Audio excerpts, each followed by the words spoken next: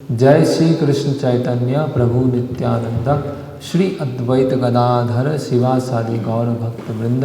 हरे कृष्णा कृष्ण कृष्ण हरे हरे, हरे राम राम राम हरे हरे।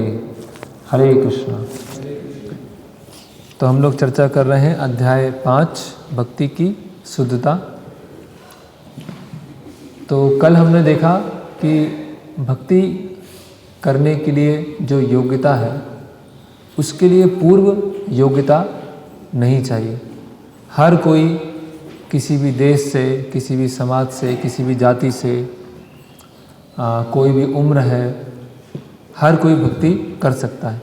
जैसे कि उदाहरण बताया गया था कि माघ मास में, दिसंबर जनवरी में हर किसी को नहाने की अनुमति है, हर कोई स्नान करता है। उसी तरह से भक्ति हर कोई कर सकता है।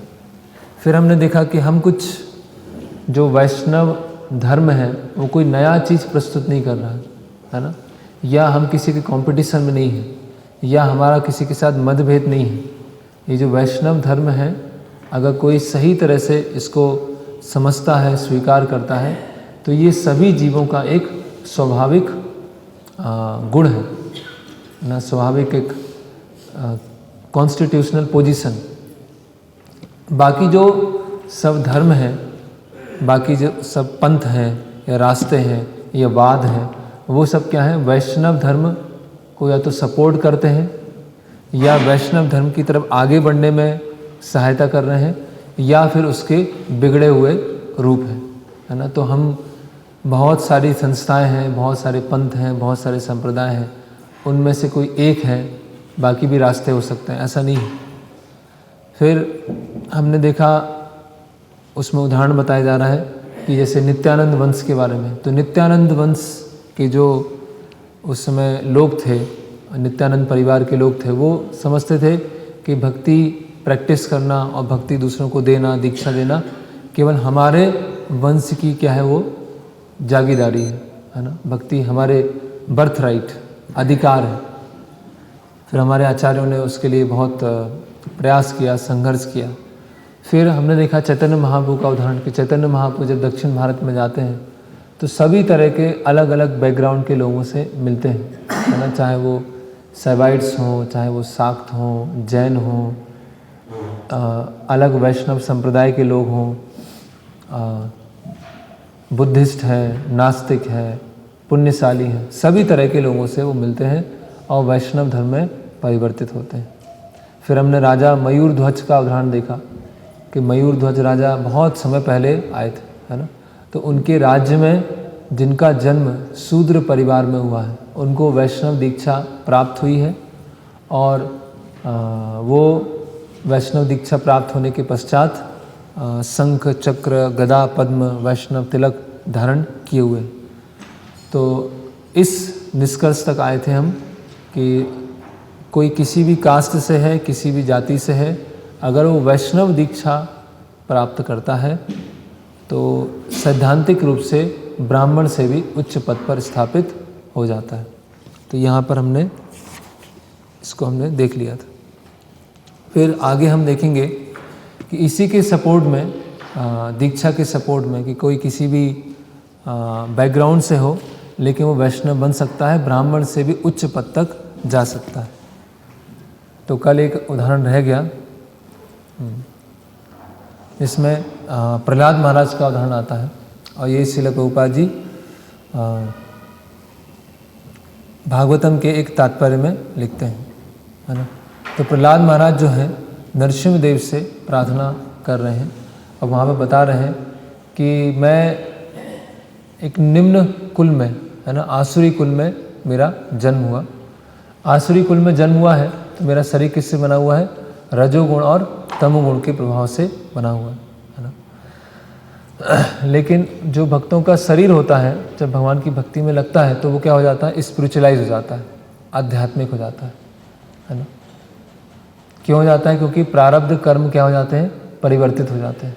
तो प्रारब्ध कर्म के परिवर्तित होने से जिस तरह से जो चंडाल है वो ब्राह्मण बन जाता है, उसी तरह से भक्तों का शरीर क्या हो जाता है, स्पिरिचुअलाइज हो जाता है। जैसे कि एक लोहे को अगर अग्नि में रखा जाएगा तो लोहा क्या है, कुछ समय के बाद अग्नि की तरह कार्य करने लगेगा। यद्यपि वो लोहा है लेकिन वो अग्नि की तरह ही हो गया है ना। उसी तरह से भक्तों का शरीर क्या हो जाता है, आध्यात्मिक हो जाता है ना। तो फिर आगे प्रभुपाद जी उसी तात्पर्य में लिखते हैं कि प्रहलाद महाराज को जो कृपा प्राप्त हुई है ना, वो कृपा शिव जी को, लक्ष्मी जी को, ब्रह्मा जी को भी प्राप्त नहीं हुआ। भगवान ने क्या किया, प्रहलाद महाराज के सिर पर अपना हाथ रखा और प्रहलाद महाराज को अपनी गोद में बैठा लिया। और यहाँ तक आता है कि भगवान नरसिंहदेव प्रहलाद महाराज को चाटने लगे। ऐसे शेर अपने बच्चे को, छोटे बच्चे को चाटता है, उसी तरह से नरसिंहदेव के हैं प्रहलाद महाराज को ऐसे चाटने लगे। तो शिव जी ने स्तुतियाँ किया तो भगवान शांत नहीं हुए, ब्रह्मा जी ने किया तो शांत नहीं हुए, इंद्रदेव ने किया तो शांत नहीं हुए, है ना। तो यहाँ प्रभुपाद जी लिख रहे हैं कि उनके अंदर कुछ ना कुछ थोड़ा सा आधिपत्य या कंट्रोलिंग टेंडेंसी है, जिसकी वजह से उतनी कृपा जितनी प्रहलाद महाराज के ऊपर किया वो अन्य देवी देवताओं के ऊपर नहीं की गई। तो ये एक उदाहरण है ना। इसीलिए हम समाधि, जैसे हम देखते हैं समाधि की जो भी वैष्णव आचार्य होते हैं उनकी समाधि की पूजा की जाती है, वहाँ हम जाते हैं, प्रणाम करते हैं, भजन गाते हैं। लेकिन अगर हम जहाँ पर लोगों को जलाया जाता है या जहाँ पर कब्रिस्तान होते हैं वहाँ पे कोई जाना, वो नहीं जाते, वो अशुभ माने जाते हैं। वहाँ घोष्ट होते हैं, भूत प्रेत होते हैं, है ना। लेकिन जो शुद्ध भक्त होते हैं, उनकी जो आचार्य होते हैं, उनकी समाधि बनाई जाती है। और केवल उनकी समाधि नहीं बनाई जाती, उनसे संबंधित जो वस्तुएं होती हैं वो भी पवित्र हो जाती हैं, वो भी स्पिरिचुअलाइज हो जाती है ना। जैसे एक दंत समाधि है ना, जो गदाधर पंडित जिससे वो नीम के दातुन से दातुन करते थे, उसकी समाधि है, दंत समाधि। चैतन्य महाप्रभु के वस्त्र हैं, उनकी समाधि है। या हम वृंदावन में जाते हैं तो श्री प्रभुपाद जी का जो कक्ष है उसमें प्रभुपाद जी के बहुत सारे वस्तुएं हैं। तो वो हम अभी वो देखने से भौतिक लगेगा कि साधारण चीज़ें हैं, कपड़े हैं, है ना, कुछ तिलक लगाने का शीशा है, या कोई धोती है, या हारमोनियम है, या मृदंग है, वो सब भौतिक लगेंगे। लेकिन वो सब क्या हो जाते हैं, स्पिरिचुअलाइज हो जाते हैं। जब वो वस्तुएं स्पिरिचुअलाइज होंगी तो जो भक्त हैं, जब भक्ति के संपर्क में आते हैं तो उनका जो शरीर है वो भी स्पिरिचुअलाइज हो जाता है, आध्यात्मिक हो जाता है। उनके जो प्रारब्ध कर्म है पूरी तरह से परिवर्तित हो जाते हैं। तो ये क्यों, ये किस कॉन्टेक्स्ट में चल रहा है आध्यात्मिक हो जाता है कि भक्ति करने के लिए पहले से कोई पूर्व योग्यता नहीं चाहिए। किसी भी तरह के व्यक्ति हो, किसी भी बैकग्राउंड से हो, भक्ति में आने से वो ब्राह्मण से भी उच्च पद पर पहुंच जाते हैं। तो यहाँ तक कल हमने डिस्कस किया था। और इसमें एक श्लोक आया था, अंतेजा अपि तद राष्ट्रे शंख चक्र धारणी समाप्य वैष्णवी दीक्षा दीक्षत्वा एवं संभव, है ना। अंतेजा, अंतेजा जो शूद्र से भी नीचे हैं, वो मयूर ध्वज के राष्ट्र में शंख चक्र धारण करके घूम रहे हैं और उनको वैष्णव दीक्षा प्राप्त हुई, है ना। तो ये कोई नई इन्वेंशन नहीं है, नया कोई आविष्कार नहीं है, ये बहुत पहले से इसकी प्रैक्टिस की जा रही है। तो अभी हम आगे बढ़ते हैं। तो हिंदी में पेज क्रमांक 46, इसमें इस तरह वैष्णव स्वतः ब्राह्मण बन जाता है। इसी विचार का समर्थन सनातन गोस्वामी ने अपनी पुस्तक हरि भक्ति विलास में किया है। यह पुस्तक वैष्णव मार्गदर्शिका है।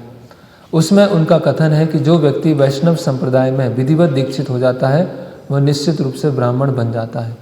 जिस तरह कांसा नामक धातु पारे के साथ मिलकर स्वर्ण में बदल जाती है, आचार्यों के मार्ग निर्देशन में प्रमाणिक गुरु किसी भी व्यक्ति को वैष्णव संप्रदाय में बदल सकता है, जिससे वह अपने आप ब्राह्मण के सर्वोच्च पद को प्राप्त कर लेता है।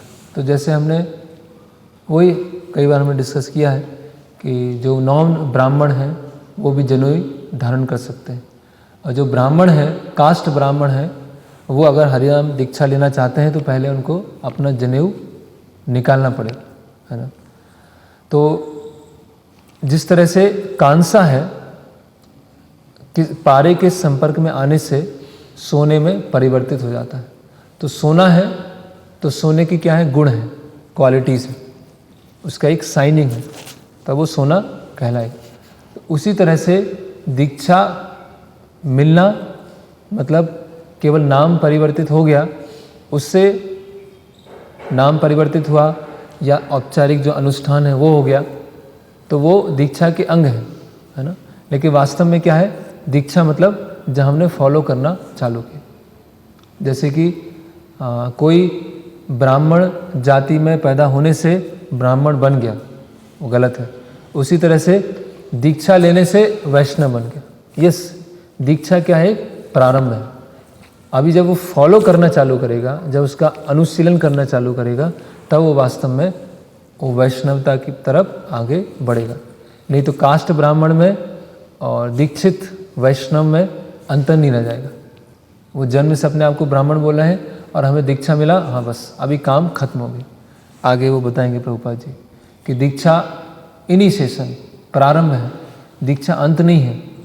कई बार क्या होता है कि दीक्षा के लिए बहुत उत्साही हैं, दीक्षा के लिए बहुत प्रयास कर रहे हैं और दीक्षा हो गई और गायब हो गए, अभी दिख ही नहीं रहे, क्योंकि हमने जंग जीत ली, युद्ध जीत लिया और दीक्षा हमको मिल गई।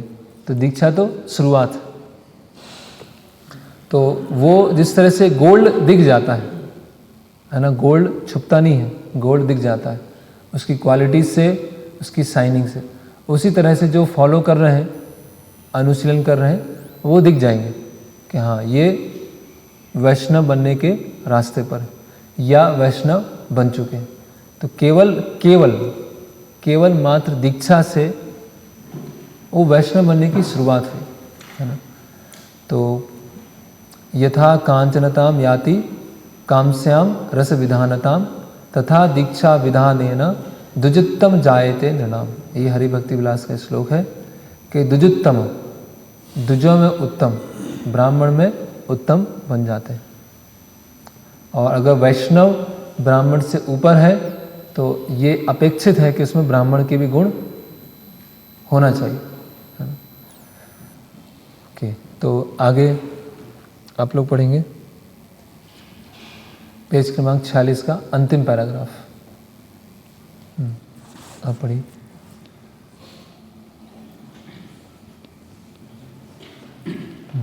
किंतु श्री रूप गोस्वामी सावधान करते हैं कि यदि कोई व्यक्ति प्रमाणिक गुरु द्वारा विधिवत दीक्षित होता है तो उसे यह नहीं सोचना चाहिए कि ऐसे दीक्षा स्वीकार करने मात्र से उसका काम पूरा हो गया।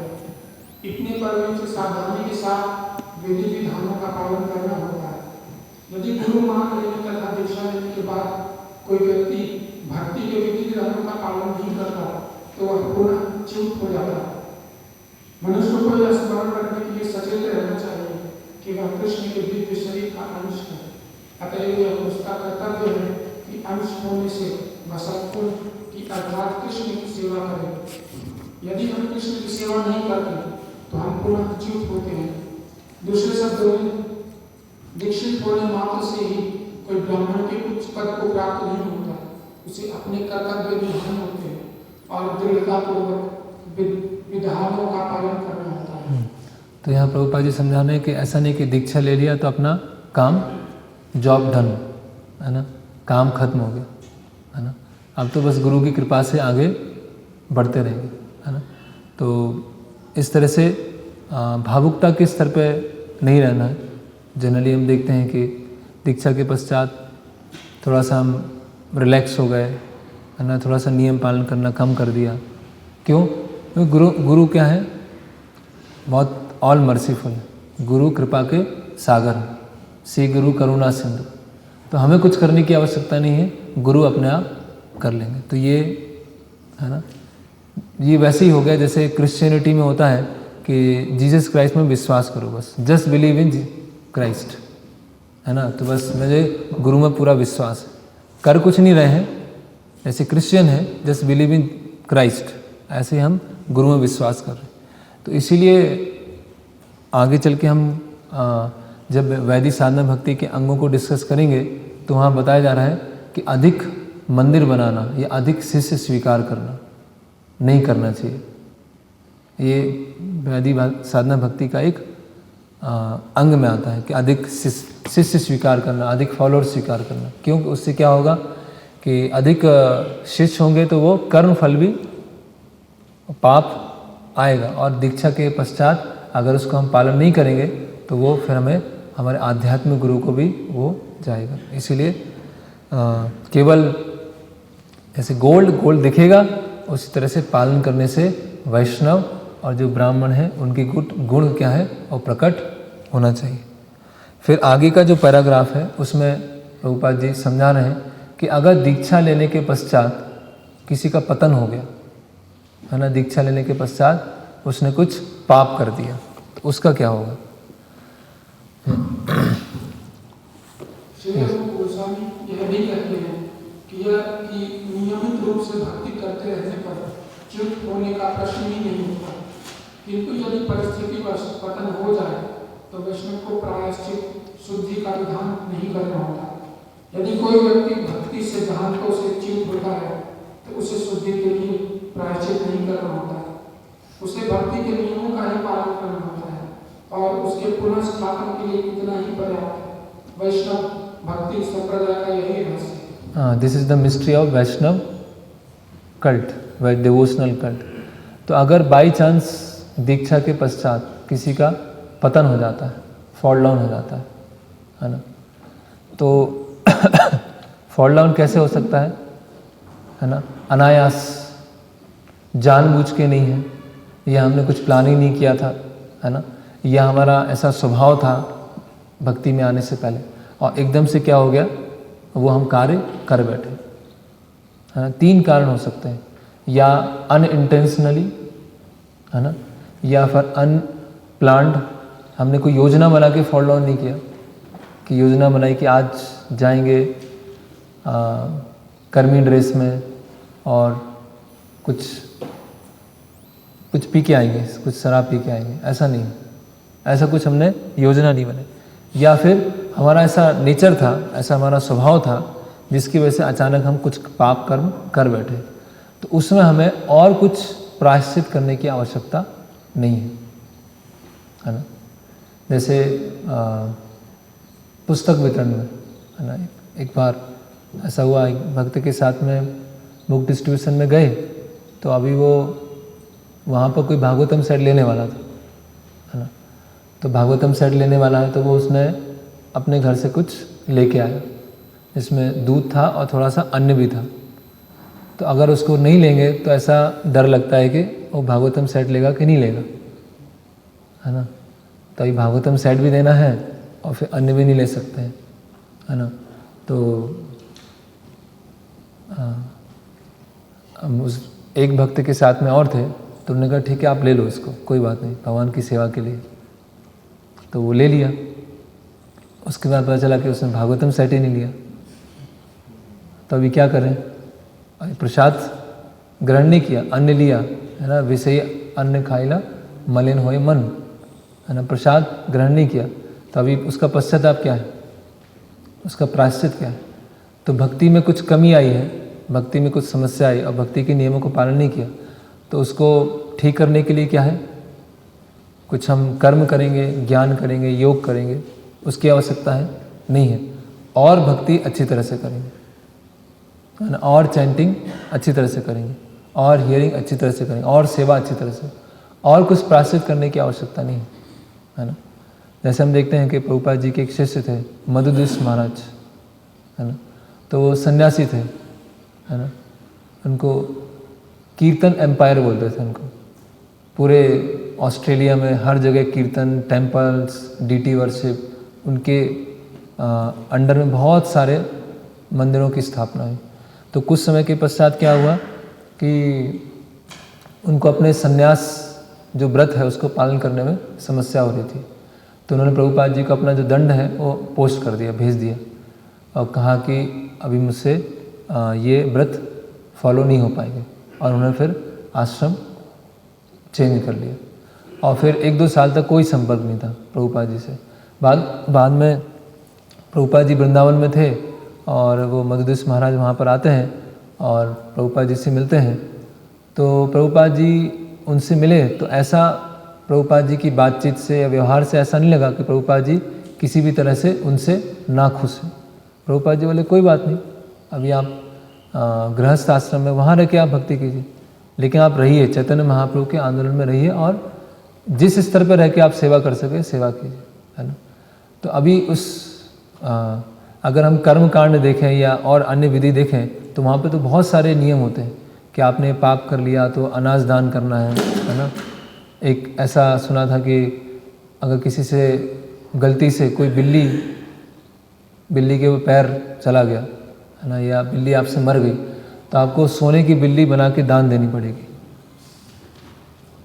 है ना, क्योंकि आपको एक पशु हत्या मिली है। या ऐसे बहुत सारे कि नवग्रहों की पूजा करना है या चंद्रायन व्रत करना है या कोई पाप किया है थोड़ा सा घी पीना है या अलग से व्रत करना है, ऐसे बहुत सारे पाप करने की, पाप से मुक्त होने की विधियां होती हैं। लेकिन भक्ति में अगर हमसे कोई भी ऐसी गलती हुई है जाने अनजाने तो उसके लिए भक्ति ही उसके लिए प्रोसेस है, और कुछ करने की आवश्यकता नहीं, है ना। नथिंग कैन इम्प्रूव भक्ति एक्सेप्ट भक्ति। भक्ति में प्रगति करने के लिए और कुछ आवश्यकता नहीं रह जाती। तो ऐसा होता है। और प्रभुपाद जी के समय पर एक ऐसी घटना आती है कि कुछ भक्त होते हैं जो पुस्तक वितरण करने जाते हैं, है ना, और पुस्तक वितरण करते समय उनको अपने पुराने दोस्त मिल जाते हैं। और जो पुराने दोस्त क्या है, जो कुछ वाइन पीना या इस तरह से, तो उनको पुस्तक देने के लिए या उनको प्रचार करने के लिए वो भी क्या उनके साथ बैठ के थोड़ा सा पी लेते हैं। और जब वो वापस आते हैं टेंपल में तो बताते हैं कि आज तो इतना बुक्स गया, इतना डिस्ट्रीब्यूट हुआ, ये महाबिग इतना गया, बिग इतना गया। तो जिनको बता रहे थे तो बोले आपकी कुछ ऐसे थोड़ी सी कुछ स्मेल आ रही है कुछ तो मुख में से कुछ आ रही थी, है ना, वाइन पी के थोड़ा सा आए थे, है ना। तो उनको समझाया कि ये ठीक नहीं है और इसका प्रायश्चित क्या है ना। कभी कभी ऐसे नियम टूटते हैं तो हम ये कर सकते हैं कि हमने एक टाइम फास्टिंग कर लिया, है ना, ज़्यादा राउंड सेंड किया, सोना कम किया, लेकिन जो भी किया वो भक्ति के अंदर ही किया, और कुछ हमें प्रायश्चित करने की आवश्यकता। अदरवाइज कर्म कांड में तो बहुत ही ज़्यादा, है ना, दान देना है, तपस्या करना है, कोई यज्ञ करना है, तो वो तो करना संभव ही नहीं है। फिर यहाँ पर जीव गोस्वामी बता रहे हैं कि आगे चल के अभी हम पढ़ने वाले हैं भक्ति के, वैदिक साधन भक्ति के 64 अंग होते हैं, है ना। तो 64 अंग में प्रारंभ के 20 और अंतिम के 5, प्रारंभ के जो 20 हैं और अंतिम के 5 हैं।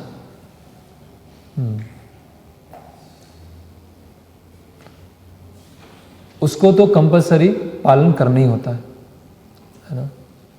वो जो 25 अंग है, अगर वो हमने पालन नहीं किया किसी कारण या जाने अनजाने कुछ गलती हो गई तो उसके लिए प्रायश्चित क्या है, भक्ति ही।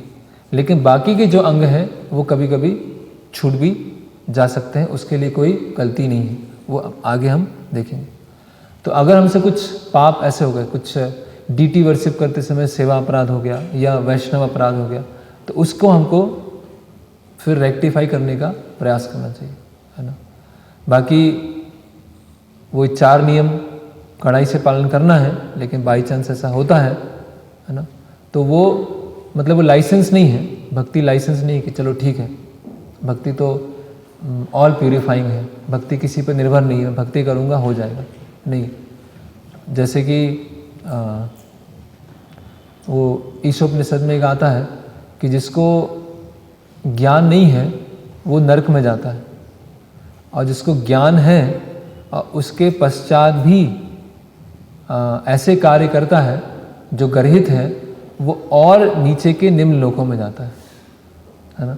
तो जिनको भक्ति का ज्ञान नहीं है वो कुछ करते हैं तो ठीक है, पुण्य है, पाप मिलेगा। लेकिन जिनको भक्ति का ज्ञान है उसके पश्चात ऐसे कार्य कर रहे हैं, गर्हित कार्य कर रहे हैं, तो और नीचे जाएंगे, है ना। कब? अगर उन्होंने प्लानिंग करके किया है, अगर जानबूझ के किया है। और करने के पश्चात किसी भी तरह की वो ग्लानि नहीं, तो वो और नीचे अंधतमिश्र में जाएंगे, है ना। फिर हम इसमें आगे बढ़ते हैं। यस, अभी यहाँ पर श्रील प्रभुपाद जी समझाएंगे कि प्यूरिफिकेशन के 3 रास्ते हैं, कर्म, ज्ञान और भक्ति, है ना। कोई कर्म के माध्यम से करता है जिसमें वर्णाश्रम या देवी देवताओं की पूजा है, कोई ज्ञान के माध्यम से करता है जिसमें ज्ञान कांड है, और कोई भक्ति के माध्यम से करता है। तो उसमें कौन सबसे टॉप मोस्ट है? यस, व्यवहार आध्यात्मिक चेतना के पद तक पहुंचने की 3 विधियां हैं। ये है कर्म, ज्ञान तथा भक्ति। अनुष्ठान कर्म कांड कर्म के क्षेत्र में आते हैं, चिंतन की विधियां ज्ञान के क्षेत्र में आती हैं। किंतु जिसने भगवान की भक्ति ग्रहण कर ली हो उसे कर्म या ज्ञान से कोई सरोकार नहीं रहता। यह पहले ही बतलाया जा चुका है कि शुद्ध भक्ति में कर्म या ज्ञान का लेश मात्र भी नहीं रहता। भक्ति में शुष्क चिंतन, ज्ञान या कर्म कांड का कोई स्थान नहीं होना चाहिए। तो कर्मयोग की क्या परिभाषा है? प्रभुपाद जी क्या परिभाषा देते हैं कि अगर कोई परम सत्य गोल को जानता है, जैसे यहाँ परिभाषा भगवद गीता में प्रभुपाद जी दे रहे हैं,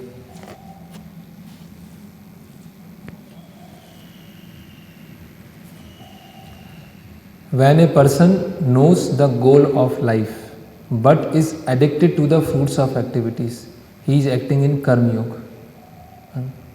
वो जीवन के लक्ष्य को जानता है लेकिन अपने जो क्रिया है उसके फल से आ सकते हैं, कर्म फल से आ सकते हैं, तो कर्म योग। जो अपने लक्ष्य को जानता है कि लक्ष्य कृष्ण है लेकिन उसको मानसिक चिंतन, स्पेकुलेशन करने में बहुत आनंद आता है, उसको बोलते हैं ज्ञान योगी। और जिसको पता है लक्ष्य क्या है और कृष्ण भावनामृत में पूरी तरह से स्थित है, तो उसको बोलते हैं भक्ति योगी, है ना। तो भक्तों को किसी भी तरह का कर्म और ज्ञान करने की आवश्यकता नहीं होती, है ना। जो बहुत ज़्यादा अटैच्ड हैं, इस संसार से बहुत अटैच्ड हैं, तो उनके लिए कर्म के अलग अलग नियम होते हैं। आप ये व्रत करो, आप ये देवी देवताओं की पूजा करो, है ना, आप ये अनुष्ठान करो, है ना।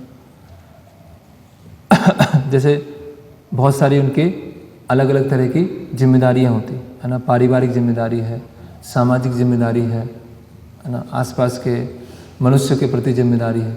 लेकिन जो भक्ति के स्तर पे आ गया और भक्ति के नियमों को पालन कर रहा है, तो एक तरह से उसकी जिम्मेदारी समाप्त हो जाती है। जैसे हम चैतन्य महाप्रभु का उदाहरण देखते हैं कि चैतन्य महाप्रभु ने संन्यास लिया, तो अभी ऊपरी तौर से लगता है कि चैतन्य महाप्रभु ने केवल कीर्तन किया, नाचा गाया, लेकिन चैतन्य महाप्रभु बहुत ही रिवोल्यूशनरी थे, बहुत क्रांतिकारी थे, है ना।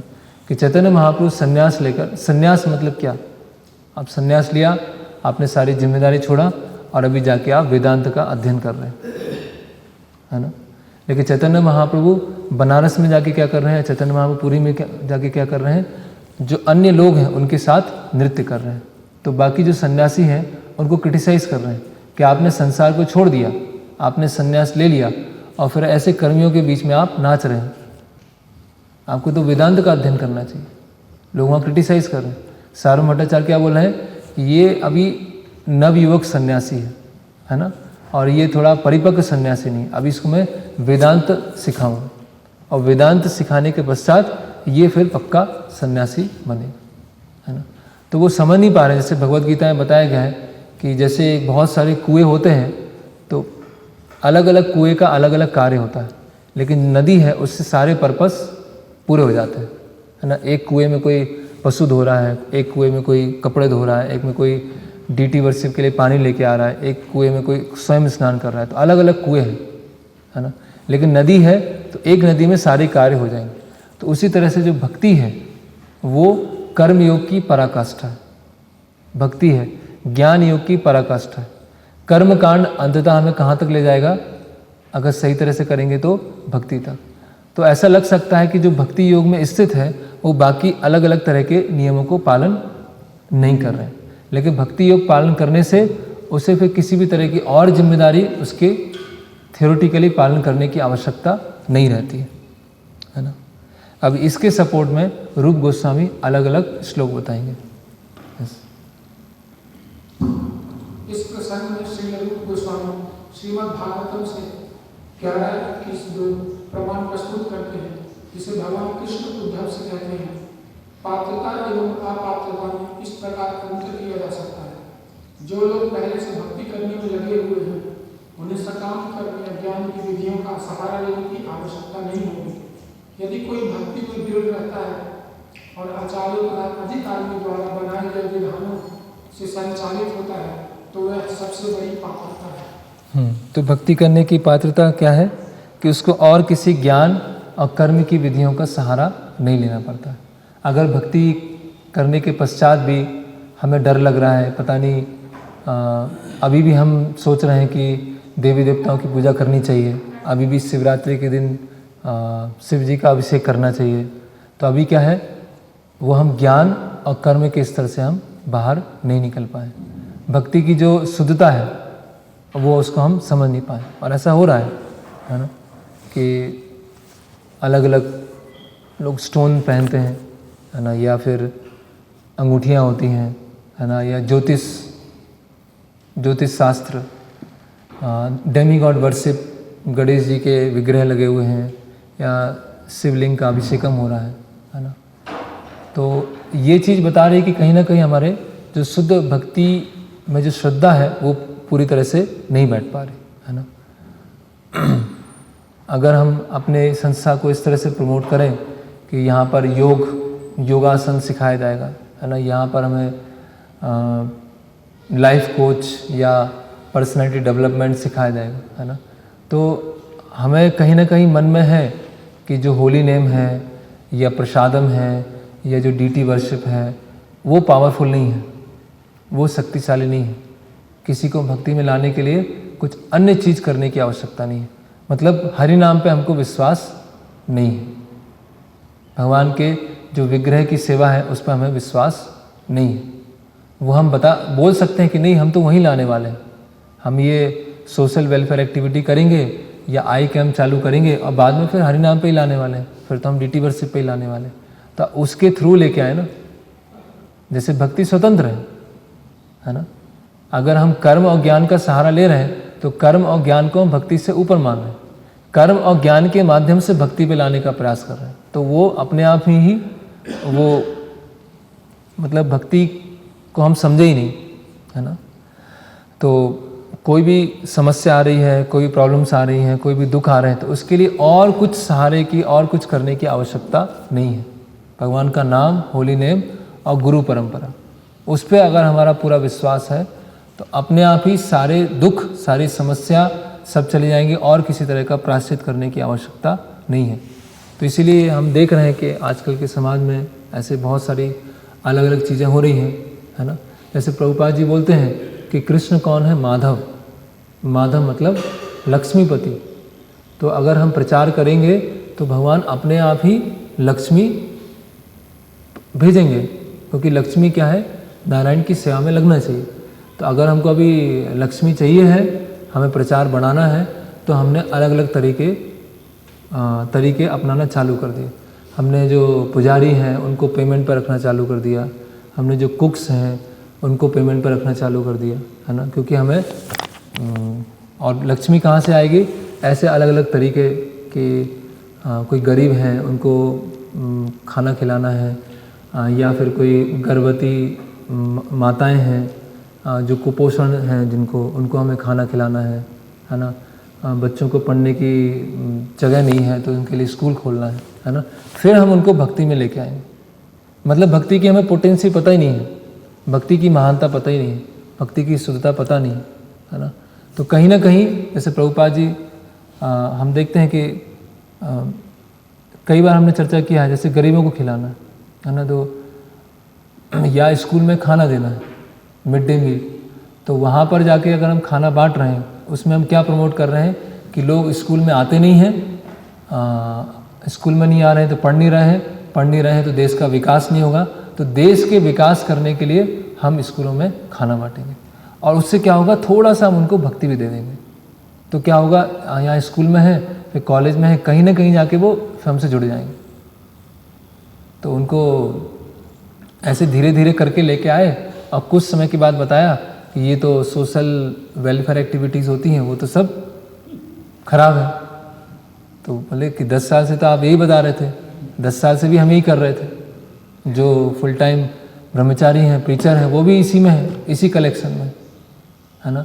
तो मतलब जिसके लिए हमने जीवन दिया, श्रील प्रभुपाद जी के लिए जीवन दिया या चैतन्य महाप्रभु के आंदोलन के जीवन दिया, तो वो क्या हो गया, है ना। वो तो एक्चुअली प्रॉपर हम जो इस तरह से गाइड कर रहे हैं या जिनके द्वारा जो गाइडेड हैं ऐसे, वो दोनों का ही उसमें नुकसान होने वाला है। फिर प्रश्न आता है कि नहीं वो तो बहुत बड़े भक्त हैं, वो भी इस चीज़ को अप्रूव कर रहे हैं। सबसे बड़े भक्त कौन है? प्रभुपाद जी हैं।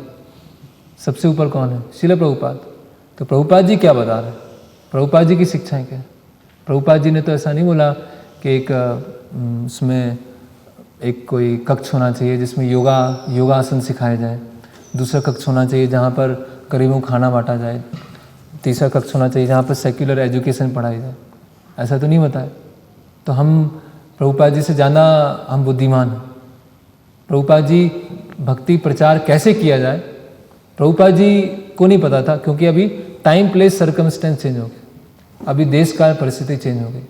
तो देश काल परिस्थिति में क्या चेंज हुआ? पहले भी 3 गुण काम करते थे, अभी भी 3 गुण काम कर रहे हैं। पहले भी जन्म मृत्यु जरा व्याधि थी, अभी भी जन्म मृत्यु जरा व्याधि। पहले ही भगवत गीता का संदेश था, आज भी भगवत गीता का संदेश। पहले समाज थोड़ा ज़्यादा उन्नत था, अभी तो और गिरता जा रहा है।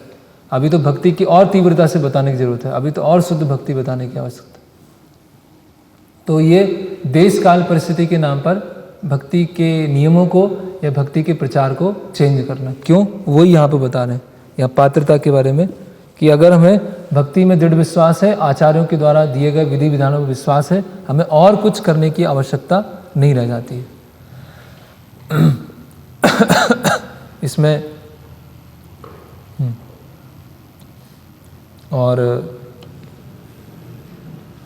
हम देखते हैं कि है ना, आजकल ये वर्ड बहुत प्रसिद्ध हो गया, रिलेशनशिप, अच्छा रिलेशनशिप बनाना, है ना, सोसाइटी के साथ रिलेशनशिप, लोगों के साथ रिलेशनशिप। यस, कृष्णा कॉन्शियसनेस में रिलेशनशिप है और भक्तों के बीच में स्वतः ही प्रेम का आदान प्रदान होता है, भक्त आपस में मिलते हैं और सेवा करते हैं। लेकिन अभी कैसा हो गया है कि हमारा जो मूवमेंट है वो इस तरह से प्रेजेंट होना चाहिए कि हम किसी के विरोध में नहीं हैं, हम सबके साथ में, है ना। कुछ समय पहले एक कुछ पता नहीं कोई शॉर्ट फिल्म आया जिसमें दिखाया कि बहुत सारे सनातन धर्म के लोग हैं, है ना। उसमें कोई शिव जी के उपासक हैं, कोई शनि देव के उपासक हैं, है ना, कोई नास्तिक हैं, सब आए हैं कुछ सीखने के लिए। तो उसमें विवेचना चल रही है कि आप सनातन धर्म को ऐसे बांटो मत, सब साथ में रहो, कोई बात नहीं, हमारे अंदर डिफरेंसेस हैं, अलग अलग पंथ से हैं, लेकिन सब साथ में रहो। लेकिन साथ में किस लिए रहो? साथ में हम रहेंगे कैसे जब हमारी विचारधारा एक नहीं है? परम तो एक ही है ना, है ना। हम भी चुप, तुम भी चुप, ऐसा होगा। हम भी कुछ नहीं बोलेंगे, तुम भी कुछ मत बोलो, और सब साथ में रहें, सब एक दूसरे का सेल्फ ग्लोरिफिकेशन करेंगे। हाँ, आप भी अच्छे हैं, हम भी बढ़िया। तो जब हम शुद्ध भक्ति प्रचार नहीं कर रहे हैं, हम शुद्ध भक्ति प्रैक्टिस नहीं कर रहे हैं, शुद्ध भक्ति हम सिखा नहीं रहे हैं, तो हम खुद शुद्ध भक्ति कैसे फॉलो कर रहे हैं? हम किसी को बता नहीं रहे हैं कि देवी देवताओं के बारे में, सोशल वेलफेयर के बारे में, हम उसी में कलेक्शन कर रहे हैं, वो हम लेक्चर में बता नहीं रहे, किसी को सिखा नहीं रहे। तो हम खुद शुद्ध भक्ति के स्तर पर कैसे हो सकते हैं, है ना। तो ऐसा प्रश्न आता है कि नहीं, हमें तो सब पता है कि देवी देवताओं की पूजा सही नहीं है, हमें पता है सोशल वेलफेयर सही नहीं है, लेकिन पूरे 24 घंटे वही चल रहा है हमारे अभ्यास में, हमारे सिखाने में, हमारे प्रचार में। तो हम भी क्या है, पूरा जो आंदोलन है, पूरा कृष्णा कॉन्शियसनेस मूवमेंट है, उसको हमने क्या कर लिया है, हाईजैक कर लिया, उसका हमने अपहरण कर लिया। अभी लोग सोचते कि हाँ ये कृष्णा कॉन्शियसनेस मूवमेंट है, और वो लोग तो फैनेटिक हैं जो हर चीज़ को गलत ही बोलते रहते हैं, ये भी गलत है, वो भी गलत है, ये सब फैनेटिक्स, है ना। तो कहीं ना कहीं हमें शुद्ध भक्ति की जो पावर है उस पर हमें विश्वास नहीं है, इसीलिए हम दूसरे तरीके अपनाने का प्रयास कर रहे हैं। और ये हर समय पे हुआ है, अभी नहीं, श्रील प्रभुपाद जी के समय पर और उससे पहले भी। तो इसीलिए हम इसकी चर्चा कर रहे हैं कि भक्ति की शुद्धता, भक्ति अपने आप में बहुत पावरफुल है ना। भक्ति करने से जो भी रिसोर्सेस है, जो भी लक्ष्मी है, जो भी लोग हैं, सब भगवान भेजेंगे। अभी हम उसके लिए तैयार हैं कि नहीं है। यस, आगे। तो इसके सपोर्ट में रूप गोस्वामी अब 2-3 श्लोक बताएंगे। यस। इस कथन का अनुमोदन श्रीमद् भागवत में 1:5-17 श्री व्यासदेव को श्री नारद मुनि द्वारा दिए गए उपदेश से हो जाता है। यदि कोई अपने निश्चित वृत्ति पर कर्तव्य को नहीं भी करता, किंतु यदि वह सीधे हरि कृष्ण के चरण कमलों की शरण में चला जाता है, तो इसमें उसका कोई दोष नहीं माना जाता और सभी तरह से उसका पद सुरक्षित रहता है। यदि भक्ति करते हुए कुसंगति के कारण वह चिंतित होता है या भक्ति को पूरा किए बिना असमय में मर जाता है, तो भी उसकी कोई क्षति नहीं होती। किंतु कृष्ण भावनामृत से विहीन व्यक्ति वर्ण तथा आश्रम के अपने कर्तव्य को करते रहने पर भी मनुष्य जीवन के असली लाभ को प्राप्त नहीं कर पाता। तात्पर्य यह है कि ऐसे सारे भक्त जीवों को जो यह जाने बिना कि इंद्रिय वृत्ति के कार्यों में बुरी तरह लगे रहने से भवसागर से निकल पाने में तनी भी सहायता नहीं मिलेगी, बारंबार जन्म मृत्यु ही प्राप्त होती है। तो बता रहे हैं कि अगर वर्णाश्रम के कर्तव्यों को छोड़ दिया, मतलब कर्म के मार्ग को छोड़ दिया और भक्ति में आते हैं और फिर वहाँ से हम च्युत हो जाते हैं, पतन हो जाता है, तो भी उसमें किसी भी तरह का नुकसान नहीं है। लेकिन वर्णाश्रम के सारे कर्तव्यों को किया और भक्ति तक नहीं पहुँच पाए तो उसका कोई लाभ नहीं है। तो जैसे कभी कभी कोई देखता है कि भक्ति के नाम पर ये श्लोक क्या है, भक्ति की महानता को बताने के लिए कहा गया। इसलिए नहीं कहा गया है कि आप प्रीमेच्योरली वर्णाश्रम को छोड़ दें। हाँ, मैं भक्ति कर रहा हूँ, मुझे वर्णाश्रम की आवश्यकता नहीं है। भक्ति में कितनी पोटेंसी है उसके बारे में बताया गया है कि आप वर्णाश्रम के कर्तव्यों को भी छोड़ दिया और भक्ति किया, फिर आप गिर गए तो भी इसमें कोई नुकसान नहीं है। लेकिन अगर कोई उस स्तर पर नहीं है तो वर्णाश्रम के कर्तव्य करना है और प्राथमिक रूप से भक्ति करना है ना। जैसे हम देखते हैं कभी कभी भक्त होते हैं पंचम आश्रम में जाते हैं, उनके लिए 5वां आश्रम होता है कि विवाह भी नहीं करना चाहते हैं और ब्रह्मचारी आश्रम में भी आना चाहते हैं। क्यों? हम ब्रह्मचारी आश्रम में नहीं आएंगे क्योंकि हमारा तो तालमेल बैठ नहीं पाता। तो ठीक है, आप गृहस्थ आश्रम में जाओ। तो गृहस्थ आश्रम में नहीं आएंगे क्यों? क्योंकि वहाँ पे फिर हमें समय नहीं मिलेगा भक्ति करने का। तो इसीलिए क्या है, हम 5वें आश्रम में।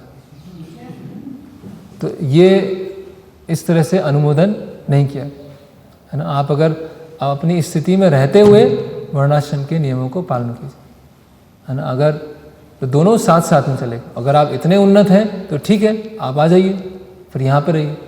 तो भक्ति के नाम पर है ना गैर जिम्मेदार नहीं है ना कि भक्ति करना है तो कोई भी रिस्पॉन्सिबिलिटी नहीं लेना, गृहस्थ आश्रम की भी नहीं लेना है और ब्रह्मचर्य आश्रम की भी नहीं लेना। तो वो क्या हो जाएगा, उत्पात मच जाएगा समाज में। यस, आगे श्रीमद् भागवत के पंचम ये इसके अगला पैराग्राफ पढ़िए। इसकी पुष्टि श्रीमद् भागवत में 11:11-32 में भी हुई है, जहाँ भगवान कृष्ण उद्धव से कहते हैं, हे उद्धव, जो व्यक्ति अपने संपूर्ण वृत्ति पर कार्य को त्याग कर पूर्ण रूप में मेरी शरण में आ जाता है और मेरे आदेशों का पालन करता है, उसे उत्तम कोटि का व्यक्ति माना जाना चाहिए। भगवान के इस कथन से यह समझ जाता है कि जो लोग परोपकारी, नैतिक, चारित्रिक, परमार्थिक, राजनैतिक तथा सामाजिक कल्याण कार्यों के प्रति सामान्यतया आकृष्ट रहते हैं, वे केवल संसारी दृष्टिकोण से उत्तम व्यक्ति माने जा सकते हैं। तो ये महत्वपूर्ण लाइन है, वे केवल सांसारिक दृष्टिकोण से उत्तम व्यक्ति माने जा सकते हैं। Nice man only in the calculation of material world. अच्छे लोग हैं, बहुत सारे समाज सेवा कर रहे हैं, परोपकार कर रहे हैं, परमार्थिक कार्य कर रहे हैं, राजनीतिक कार्य कर रहे हैं, लेकिन फिर हम श्रीमद् भागवत तथा अन्य प्रामाणिक वैदिक शास्त्रों में से यह भी जानते हैं कि यदि कोई व्यक्ति कृष्ण भाव में भावित होता है तथा भक्ति करता है, वह परोपकारी, नैतिक, चारित्रिक, परमार्थिक, सामाजिक कल्याण कार्यों में लगे पुरुषों की अपेक्षा बहुत अच्छे पद पर स्थित माना जाता है। तो जो भक्त होते हैं वो सभी, चाहे राजनीतिज्ञ हैं, है ना, चाहे परोपकारी हैं, सबसे वो श्रेष्ठ होते हैं। तो सांसारिक दृष्टिकोण से लग सकता है कि वो बहुत अच्छे हैं, बहुत समाज में बहुत अच्छा काम कर रहे हैं, है ना, कि इन्वायरमेंट को बचाने का प्रयास कर रहे हैं, हम पेड़ लगा रहे हैं, है ना, हम बहुत गंदगी मची हुई है पूरे रोड पर तो हम प्लास्टिक उठा रहे हैं, प्लास्टिक उठा के एक जगह रख रहे हैं। आप लोग क्या कर रहे हैं? ऐसा लोग कहते हैं कि समाज के लिए आप क्या कर रहे हैं? हम तो पॉल्यूशन को कम करने का प्रयास कर रहे हैं, कुछ इको सिस्टम लाने का प्रयास कर रहे हैं, है ना, या हॉस्पिटल खोल रहे हैं, या जहाँ पर बस स्टॉप होते हैं वहाँ पे हम शेड लगा रहे हैं। जैसे वहाँ देखा होगा शेड में बहुत सारे लायंस क्लब या रोटरी क्लब, उसके वो साइन लगे होते हैं कि हमने बस के ऊपर शेड लगाया, है ना, जिससे वो 10 मिनट के लिए धूप सहन ना करे और जॉब में जाके उसका पूरा निचोड़ लिया जाए उसको। इसके लिए थोड़ा सा वो शेड लगा दिया हुआ है ना। तो इन्वायरमेंट, है ना, या ऐसे बहुत सारे सोशल एक्टिविस्ट हैं, वो बहुत सारी सोशल एक्टिविटीज़ कर रहे हैं। तो सांसारिक दृष्टि से बहुत अच्छा लगता है ना। जैसे ब्लड डोनेशन कैंप, है ना, कि हम तो ब्लड डोनेट करके आए, है ना, या हमने ऐसा संस्था चालू किया है कि लोग आते हैं ब्लड डोनेशन देते हैं, और जब कुछ एक्सीडेंट होता है तो हम फ्री में ब्लड देते हैं।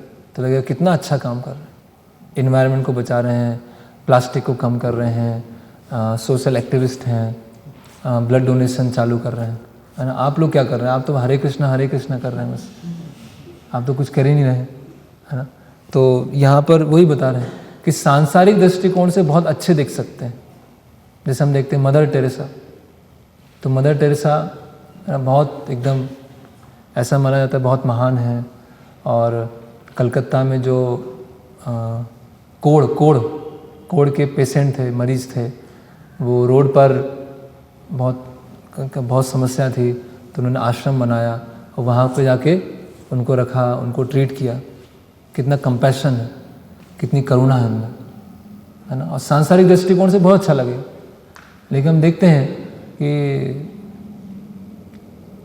जो उनको जब आश्रम में रखा गया तो क्या दिया जाता था उन पेशेंट को? मीट सूप दिया जाता है, जहाँ पशुओं को मार के उसका सूप बना के उन पेशेंटों को दिया जाता था। अगर वो कलकत्ता की रोड पे मरते तो कम से कम इतना तो होता कि मीट सूप पिए बिना मरते। थोड़ा सा पाप है उसके लिए, लेकिन मीट सूप पीकर फिर उनकी मृत्यु हो रही, मतलब और ज़्यादा गहरे नरक में जाने वाले। और उनको ऐसे नोबेल प्राइज़ मिलता है। कलकत्ता में है, मायापुर के पास में है, पूरे जीवन भर चैतन्य महाप्रभु के बारे में पता ही नहीं चला। तो उससे बड़ा दुर्भाग्य और क्या हो सकता है? तो हमें लगेगा कि ये बहुत अच्छा सब काम कर रहे हैं, है ना। जैसे हम देखते हैं कि गांधी हैं, महात्मा गांधी, तो अहिंसो परमो धर्मा। कुछ चीज़ें हैं कि हाँ, भारत गांव में बसना चाहिए, सादा जीवन होना चाहिए, लोग अपना कपड़ा खुद बनाएं, है ना, और अन्न खुद उगाएं, है ना। लेकिन जब तक वो भक्ति के क्षेत्र में नहीं आएगा तब तक वो सब बेकार हो जाएगा, है ना। अहिंसो परमो धर्म। और जब बाद में भारत और पाकिस्तान में डिवीज़न हुआ तो मुस्लिम ने कहा हम तो गाय का मांस खाते हैं। तो गांधी उन्होंने बोला कि हाँ, उनके धर्म में तो लिखा हुआ है गाय का मांस खाना, तो उसको हम मना कैसे कर सकते हैं। तो इसीलिए आज भी स्लॉटर हाउस है भारत में, आज इसीलिए स्लॉटर हाउस है क्योंकि उनके धर्म में हम कैसे मना कर सकते हैं। वो तो कहने का मतलब क्या है, सब देखने में बहुत अच्छा लगेगा कि देश के लिए जान दे दिया, ये कर दिया, लेकिन हम देखेंगे उसके लॉन्ग टर्म रिजल्ट जो हैं और प्रेजेंट में भी उनके जो रिजल्ट होंगे बहुत ही संकीर्ण होंगे, बहुत ही छोटे होंगे। और भक्ति क्या है? भक्ति करने से, जैसे हमने पहले पढ़ा था भक्ति रसायन सिंधु की प्रस्तावना, भक्ति करने से अपने आप ही अच्छे गुण आएंगे, है ना। मान लीजिए पूरा भोपाल शहर है, उसमें सारे भक्त हैं, कोई चोरी नहीं होगी, कोई चोरी नहीं है ना, कोई मर्डर ही नहीं हो रहा है, शराब खाने सब बंद हो गए, कोई शराब पी नहीं रहा है, सारे स्लॉटर हाउस बंद हो गए, सारे कत्ल खाने बंद हो गए, है ना, कोई पॉल्यूशन कर ही नहीं, प्लास्टिक यूज नहीं कर रहा हो। तो हमें अलग अलग तरीके से है ना, व्यक्ति अच्छा बनना चाहता है ना, अच्छा समाज की। और ये क्या चल रहा है अभी किसी तरह से हमारे थोड़ा आंदोलन में भी आ गया कि वही पब्लिक रिलेशनशिप है ना, कि अच्छा संबंध बनाना। तो उसमें क्या हो जाता है, वो फिलॉसफी फिर कॉम्प्रोमाइज़ हो जाती है ना। बाकी लोग भी हॉस्पिटल खोल रहे हैं, हम भी खोलेंगे। तो इसके ऊपर कुछ प्रभुपाद जी के बहुत से कोट्स हैं। प्रभुपाद जी क्या बोल रहे हैं,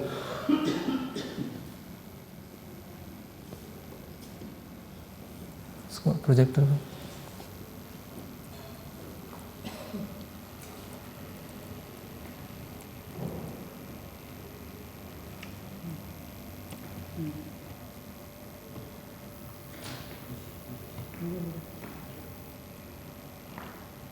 तो ये नेक्टर ऑफ डिवोशन का लेक्चर है प्रभुपाद जी का।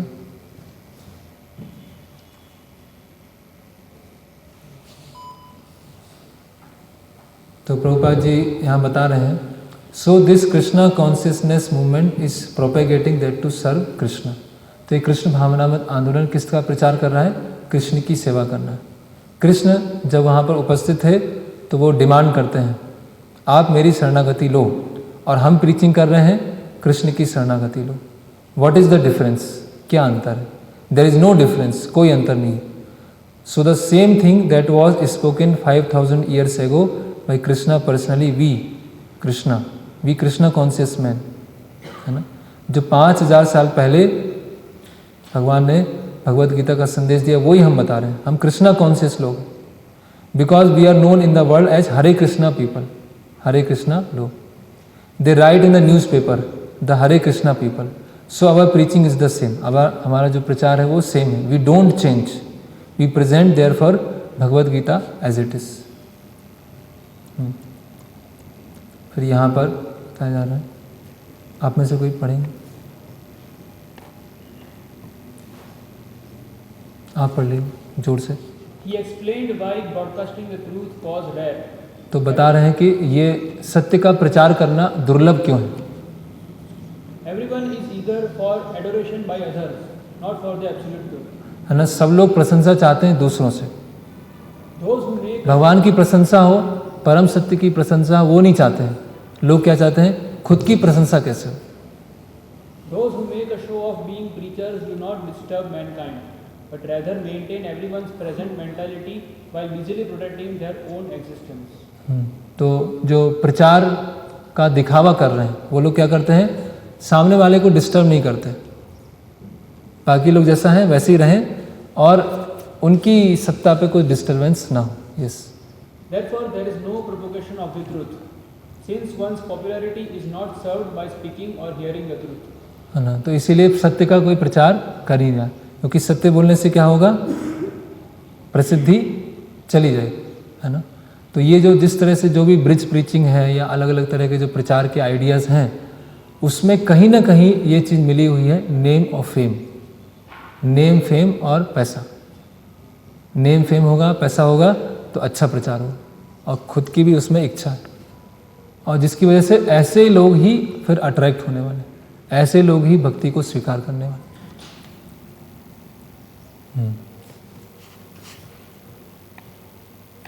Although the words of genuine devotees might appear to contradict our present taste and experience, nonetheless they are most auspicious for us. तो जो जेन्युइन भक्त हैं उनका जो संदेश है वो हमारे वर्तमान के जो अनुभव है उसके पूरे विपरीत होगा, लेकिन वो सबसे शुभ है। How can Sat and Asat, devotee and non-devotee, pious and sinful, literate and illiterate, demigod and supreme lord, chaste and unchaste, dharma and adharma, light and darkness, constitutional and conditional, bhakti and abhakti be equal? कैसे भक्ति अभक्ति, है ना, illiterate literate, बद्ध मुक्त, वो सब कैसे एक कैसे हो सकते हैं? जहाँ भी कोई एक करने का प्रयास कर रहा है मतलब वो मायावाद आ गया। सोशल वेलफेयर भक्ति, मायावाद, है ना। तो इस फिर यही बहुत अच्छा कोट है। Srila Saraswati Thakur thus personified Lord Chaitanya's statement, निरपेक्ष नहिल धर्म ना जाय रक्षणे। हाँ, निरपेक्ष नाहिल धर्म ना जाए रक्षणे, है ना। निरपेक्ष हुए बिना आप धर्म की रक्षा कर ही नहीं सकते। अगर आप निरपेक्ष हैं तो ही धर्म की रक्षा कर पाएंगे। और धर्म की जो रक्षा करता है, धर्मो रक्षति रक्षता, जो धर्म की रक्षा करता है वो धर्म उसकी रक्षा करे। और धर्म की रक्षा कब कर सकते हैं? जब तक हम निरपेक्ष होंगे। निरपेक्ष मतलब यस, विदाउट बीइंग निरपेक्ष, impartial, aloof from popular opinion, equitable. हम इम्पार्शियल हैं, है ना, जनता पे निर्भर नहीं है, जनार्दन पर निर्भर है। हाँ, One cannot protect religious principles. He explained that nirapeksh means being unaffected by anything material and remaining steady in the Lord's service. तो ये लास्ट, हाँ एक और है। फिर और कोई पढ़ेंगे आप अगर दिख रहा है सही। हाँ मानो थोड़ा जोर से पढ़िएगा। Srila Saraswati Thakur was more concerned with preciseness than politeness. तो हमारे जो आचार्य किस पे ज़्यादा जोर देते हैं? पोलाइटनेस पे नहीं, प्रिसाइजनेस, कि मैसेज क्लियर कट है कि नहीं, है ना। जैसे एक मैं वीडियो देख रहा था, उसमें आई कैंप के बारे में था।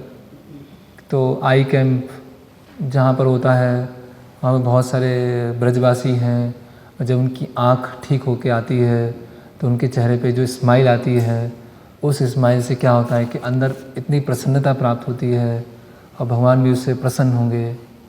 तो पूरा एकदम क्या है, एकदम हौच पौच, जैसे कोई मायावादी स्पीच चल रही है उस तरह से वो वीडियो था। कुछ पता ही नहीं चल रहा है कि कृष्ण की सेवा करना है, आई कैम्प चालू करना है, और किसको देख के प्रसन्न होगी, भक्तों को देख के होगी, एक साधारण व्यक्ति को देख के होगी, सब कुछ क्या है एकदम मिक्स है। He spoke what people need to hear, rather than to nourish their perverted desires, and never employed euphemisms or other devices that might have softened the message, this message, and made it more palatable. तो जो लोगों को चाहिए सुनने के लिए वो बताते थे, है ना। ऐसा नहीं कि उनकी जो भौतिक इच्छाएं हैं उसको वो और बढ़ाए, है ना। और इस तरह से भाषा कभी यूज नहीं करते थे, है ना, कि ऐसी भाषा है ना कि सबको अच्छा लग जाए, है ना। जो भी कर रहे हो, पढ़ाई कर रहे हो कृष्ण के लिए करो, जॉब कर रहे हो कृष्ण के लिए करो, है ना, तो अच्छा लगेगा।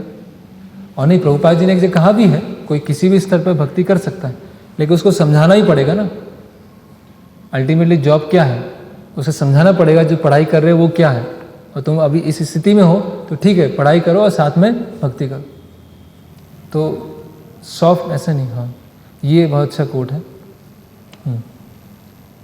Previously, only foolish groups, not understanding the body much teachings, in various tricky ways used to opponent, imitate, and compete with us, or just make monkey faces at us. हाँ, तो पहले जो थे कुछ छोटे मोटे लोग थे जो गौड़ी मत की शिक्षाओं को देखकर उस पर ऐतराज करते थे या नकल करते थे या नकारने का प्रयास करते थे। But now it is clear that even bodies much esteemed by the educated community are also trying to attack our institution of spotless spiritual instruction. This is very good sign.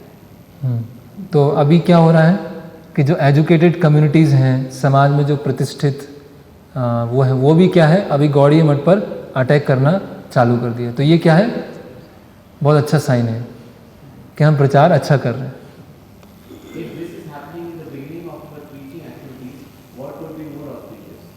Just as a homeopathic treatment, if initially the aggravation increases and thermometer rises, that means the medicine is having effect. हाँ, तो हमारे प्रचार की शुरुआत में अगर बहुत सारे विरोधी खड़े हो गए हैं तो बहुत अच्छी बात है। जैसे होम्योपैथिक दवाई देते हैं तो उसमें क्या है, थोड़ा सा सिम्टम और बढ़ जाते हैं। तो अभी क्या है, उसके बाद दवाई धीरे धीरे काम करेगी और सिम्टम चले जाएंगे। Yes. Let us hope that next year we will have 100 times more obstructions to our broadcasting of Hindu. 100 times more strength to overcome such obstacles and 10 million times more enthusiasm for service.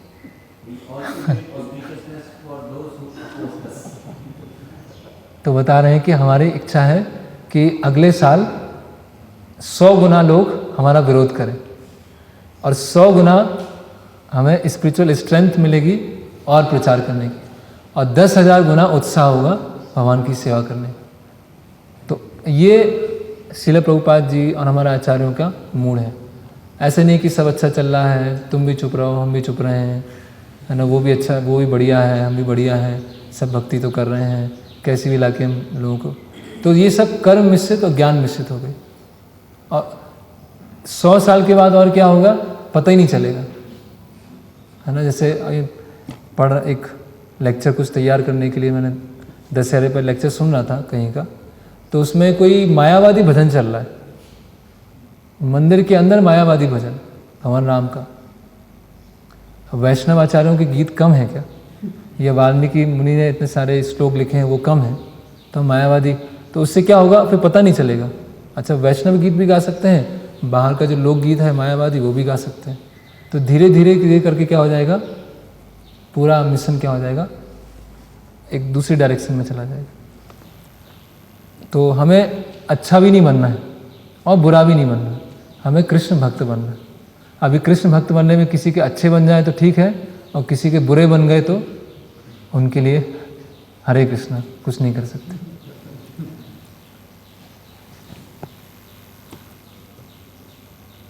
तो yes, फिर आगे ये हो गई, एक theme चल रहा था कि भक्ति कर्म और ज्ञान पर आश्रित नहीं है, कर्म और ज्ञान छोड़ भी दिए जाए तो कोई बात। अभी लास्ट थीम बची है इस चैप्टर की, जिसमें भक्ति करने से सभी तरह के ऋणों से मुक्त हो जाते हैं, है ना।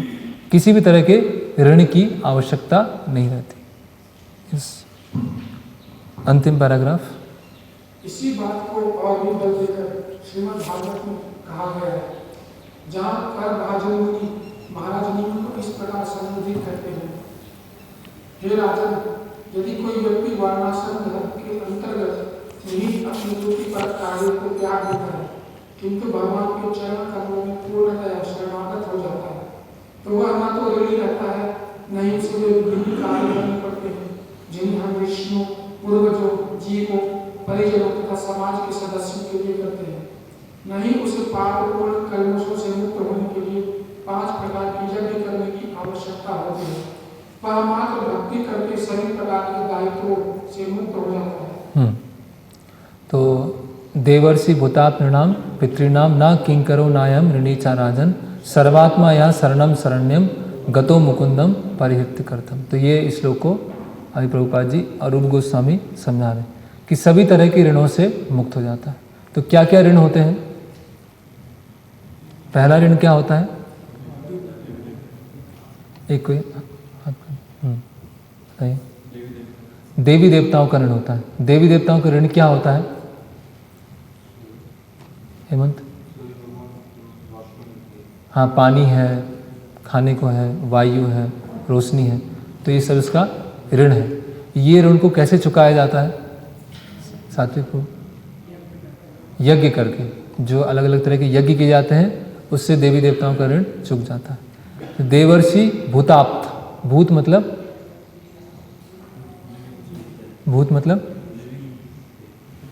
सामान्य जीव। सामान्य जीव में कौन आ जाएंगे? पशु, पक्षी, मनुष्य, वो आ जाएंगे। तो इनका ऋण कैसे चढ़ जाता है? सामान्य जीवों का ऋण कैसे चढ़ता है?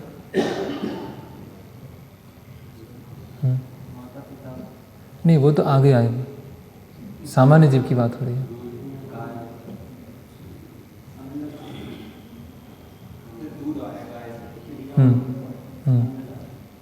अन्न है, दूध है, पेड़ की छाया में बैठे हुए हैं, है ना, ऐसे अलग अलग तरह के कोई पालतू जानवर है, तो ये सब ऋण चढ़ते हैं। तो इनको ऋण से मुक्त करने के लिए क्या किया जाता है? गृहस्थ क्या करना चाहिए? कुएं खुदवाना है ना, ट्यूबवेल लगवाना है, प्याऊ लगवाना है, वृक्षारोपण करना है। तो ये सब यज्ञ में आता है ना, कि बाकी जो सब जीव हैं ये सब वैदिक संस्कृति का भाग है ना। फिर देवर्षि, देव ऋषि, ऋषि, हाँ ऋषियों का ऋण, वो कैसे आता है प्रसन्नचित? देव ऋषियों का ऋण कैसे आता है ऋषियों का?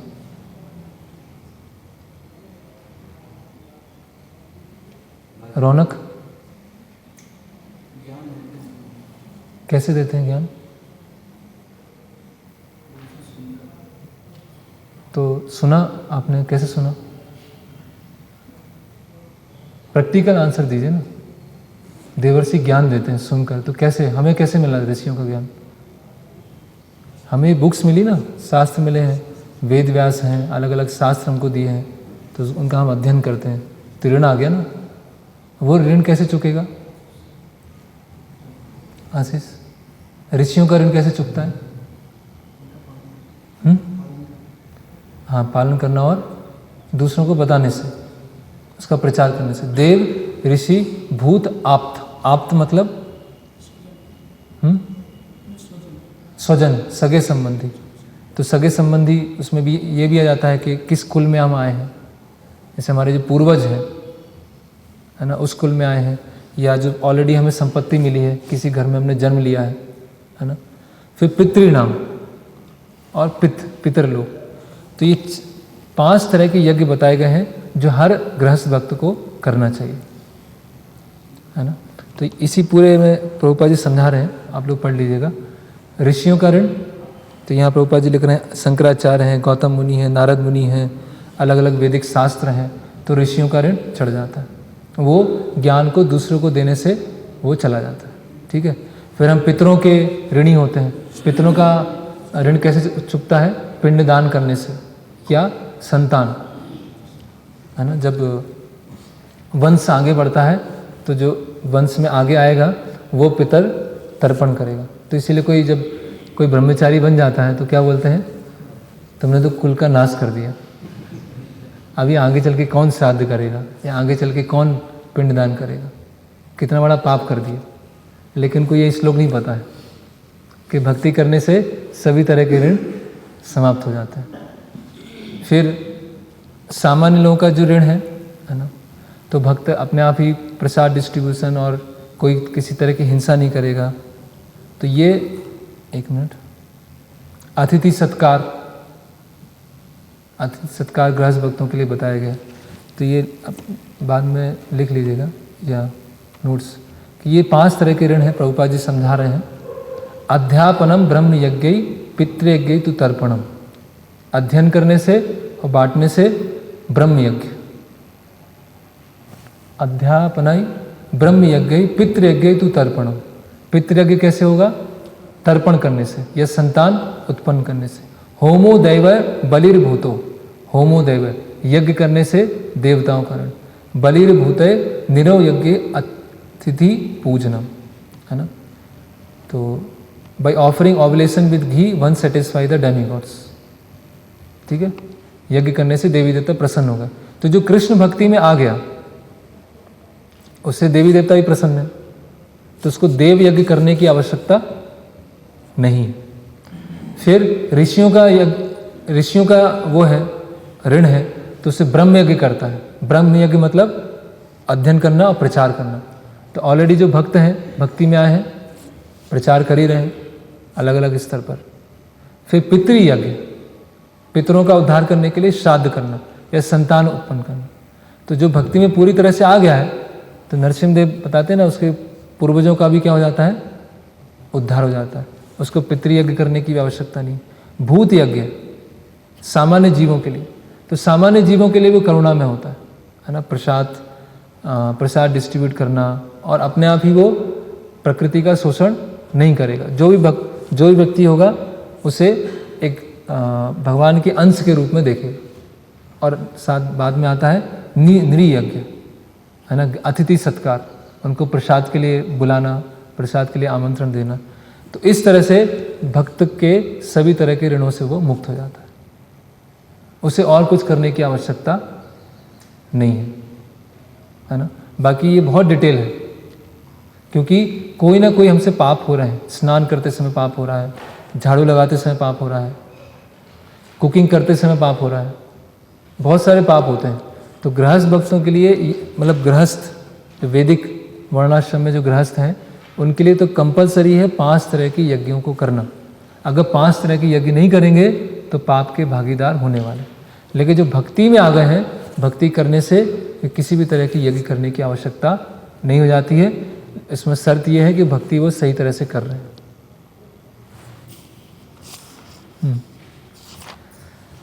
तो ये चैप्टर एक तरह से ये पूरा हो गया। तो इसमें हमने जो आज हमने शॉर्ट में जो डिस्कस किया, पहले हमने दीक्षा के बारे में देखा, दीक्षा लेना ही अपने आप में पूर्ण नहीं है। फिर हमने पतन के बारे में देखा कि पतन अगर होता है तो पतन से बाहर निकलने के लिए और कोई रास्ते की आवश्यकता नहीं, भक्ति की आवश्यकता है। कर्म, ज्ञान, भक्ति 3 रास्ते होते हैं। कर्म और ज्ञान पर भक्ति निर्भर नहीं है, न भक्ति का प्रचार निर्भर है ना। और हमें इस भौतिक जगत में अच्छा या बुरा बनने की आवश्यकता नहीं है। भौतिक सेंस में न तो अच्छा ना बुरा भक्त है ना, उससे उसी तरह से हमें प्रचार करने की आवश्यकता है। और अंतिम है कि भक्ति करने से सभी तरह के ऋणों से, सभी तरह के ऋणों से मुक्त हो जाते हैं और किसी भी तरह की यज्ञ करने की आवश्यकता नहीं होती अगर हम संकीर्तन यज्ञ में आ जाते हैं। तो यहाँ पर हम समाप्त करेंगे। हरे कृष्णा। किसी कोई प्रश्न है, कोई जिज्ञासा है? एक बार से बात हुआ था तो इससे बता देते मतलब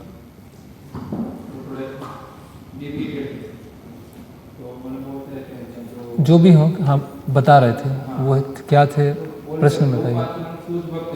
प्रचार कर सकते तो हम ऐसे डायरेक्टली जोड़ेंगे तो आम जनता सुनेगी नहीं, तो चलिए उनको कैसे समझाएगा? तो हम शुद्ध भक्त हो जाएंगे, कैसे पता चलेगा हमको?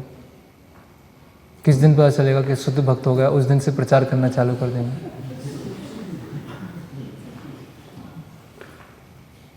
और शुद्ध भक्ति के रास्ते पर हैं तो शुद्ध भक्ति का प्रचार कर रहे हैं ना।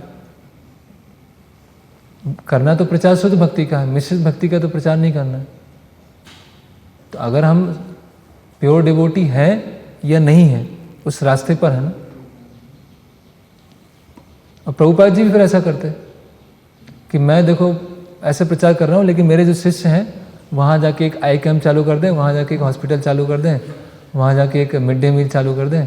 मैं जब आऊँगा तो शुद्ध भक्ति का प्रचार करूँगा, बाकी आप सब लोग मिश्रित करके रखिए, लोगों को जोड़ के रखिए, फिर मैं शुद्ध भक्ति बताऊँगा।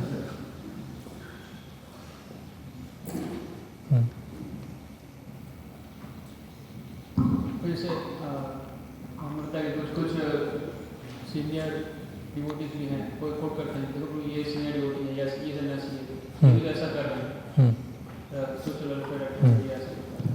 तो लेकिन वो भक्त भी है, सन्यासी है, वो भक्त को फॉलो कर रहे हैं और वो भक्त के बहुत सारे इंस्ट्रक्शन भी फॉलो कर रहे हैं, तो फिर उनको कैसे देखना चाहिए? तो अगर ऐसे कोई भक्त हैं या कोई बहुत सीनियर डिवोटी, तो हमारा एक तो ओवर क्रिटिकल एटीट्यूड नहीं होना चाहिए कि हर जगह बस गलती देखना, ये भी गलत है, ये भी गलत है, ये भी गलत है।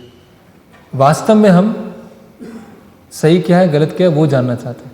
हो सकता है वो कुछ चीज़ सही भी कर रहे हैं, उसको भी हम गलत तरह से देख रहे हैं, या उस चीज़ पे हम उपहास कर रहे हैं, या हम सोच रहे हैं हम सुपीरियर वो इन्फीरियर, तो फिर वहाँ पे समस्या आ जाती है।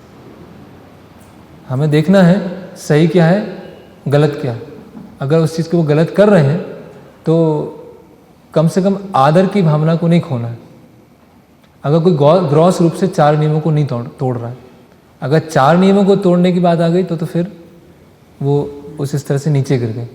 लेकिन कहीं पर मिश्रित भक्ति है, ठीक है, हम पालन नहीं कर रहे हैं, हम ऐसे लोगों से मिलना जुलना नहीं कर रहे हैं, एक आदर की भावना है बस। अगर हमारे हाथ में है तो हम कुछ बता भी सकते हैं। आदर की भावना है और ओवर क्रिटिकल नहीं होना है।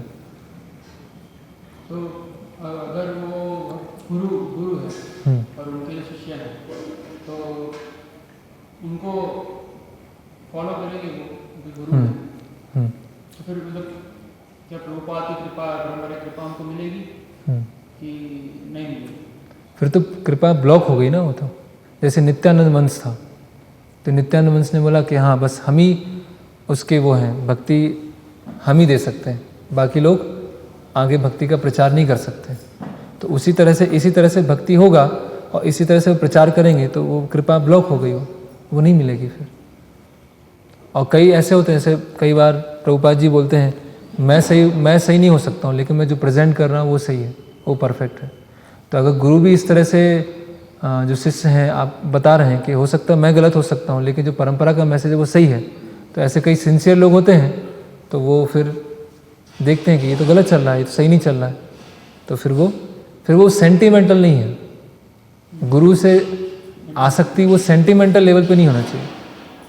गुरु से आसक्ति जो है या भक्तों से आसक्ति है, अगर वो सेंटिमेंटल लेवल पे होगी वो भी फिर डेंजरस हो जाएगी।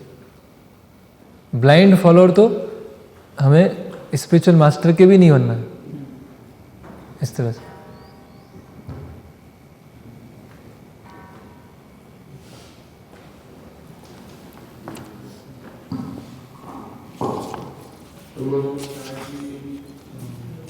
जो भक्ति है वो सिर्फ परंपरा पे हरिनाम पे डिपेंडेंट है, उसकी पोटेंसी जी। किसी चीज पे डिपेंडेंट नहीं है। तो जितने भी वेलफेयर फिलांथ्रोपिक कार्य हो रहे हैं, तो हम कह रहे हैं कि हम इस पर डिपेंडेंट भक्ति नहीं है, इसका हमको सहारा नहीं कर सकता। लेकिन जैसे कि भक्ति में हम विवाह भी करते हैं, अलग अलग प्रकार के कुछ संस्कार होते हैं, तो इन सब चीज़ों को भी हम भक्ति में कंसिडर कर सकते हैं। तो या फिर वर्णाश्रम अपने आप में जो पूरा वर्णाश्रम है, तो उसको हम सपोर्ट सिस्टम के रूप में ले रहे हैं। जितने भी फिलांथ्रोपिक कैरेक्टरिस्टिक वर्क हैं, ये भी तो वर्णाश्रम की पार्ट है। अगर कोई वर्णाश्रम धर्म स्थापित होगा तो उसमें भी तो ये सब कल्याणकारी कार्य साथ साथ चलेंगे वर्णाश्रम में। तो कैसे हम अगर ये कंक्लूजन करें कि हम एज अ डिवोटी कम्युनिटी हम लोग इन सब चीज़ों में इन्वॉल्व होना हमारे प्रिंसिपल्स के विरुद्ध है, और साइंटिफिकली हम जब ये कहते हैं कि हम वर्णाश्रम को सपोर्ट सिस्टम देंगे तो वर्णाश्रम में तो ये सब आएगा। मेरी तरफ कह रहे हैं कि वो हम विरुद्ध है इसके, मेरी तरफ हम वर्णाश्रम को प्रमोट भी कर रहे हैं, तो ये सब चीज़ वर्णाश्रम में इंक्लूडेड है। तो कैसे दोनों चीज़ सामंजस्य? तो वर्णाश्रम जो है, वर्णाश्रम धर्म को पालन कर रहे हैं, जैसे आपने विवाह या अलग अलग संस्कार के बारे में बताया, तो जो भी गृहस्थ हैं वो 10 संस्कार या 16 संस्कार उसको फॉलो करते हैं और उसको वैष्णव विधि से फॉलो किया जाता है। उसमें कहीं ऐसा नहीं आता है कि कर्मकांड विधि से कर रहे हैं, तो वैष्णव विधि से सारे संस्कार चल रहे हैं, चाहे वो गर्भाधान संस्कार है, विवाह संस्कार है, अंत्येष्टि संस्कार है, सबसे पहला ही। फिर बात आया कि जब वर्णाश्रम स्थापित होगा तो उस समय भी ऐसा आएगा कि सोशल वेलफेयर एक्टिविटी लोग करेंगे। तो पहले जब बहुत बड़ी मात्रा में लोग जुड़ते हैं, अलग अलग चेतना के लोग आते हैं, तो जैसे गृहस्थ भक्तों के लिए 5 तरह के यज्ञ बताए गए जो हमने चर्चा किया। तो 5 यज्ञ में है जो भूत यज्ञ है कि लोगों को प्रसाद देना, या कोई गृहस्थ भक्त घर के बाहर आएगा और 3 बार जोर जोर से बोलेगा कि कोई भूखा है कि नहीं है, तो कोई भी अगर जानवर भी आता है तो उसको देना हो, ठीक है। तो सबसे पहले क्या है कि शुद्ध भक्ति को स्थापित करना होगा, और जब वर्णाश्रम बड़े स्तर में आता है और उसमें जब अलग अलग चेतना के लोग हैं, उस समय उनको ये चीज़ बताई जाएगी। अभी हम शुद्ध भक्ति